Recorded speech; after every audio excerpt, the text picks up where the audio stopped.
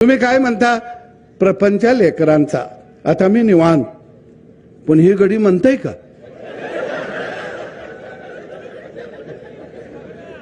हे लेकरा बाळाचा प्रपंच म्हणायलाच तयार नाही.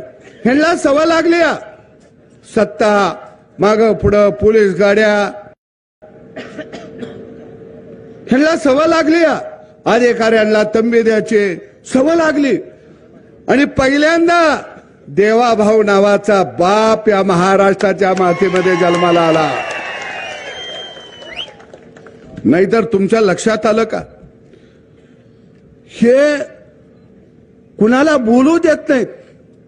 कोण ह्यांच्या विरोधात बोलला, रामभाऊ तुम्ही आता आलाय मैदानात.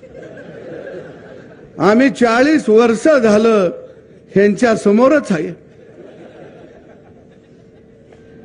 रामभाऊ एखादा डाव जर पवार साहेबांना टाकला तर काय म्हणतात, पैलवानानं लंगोटा घातला, पैलवानानं ढाकव घेतलं, पवार साहेबांनी आता नवा डाव काढला, लंगोटा आमच्या बानं घातला.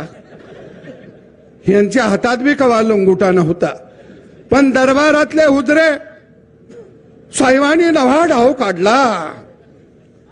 अरे गेली 40 वर्ष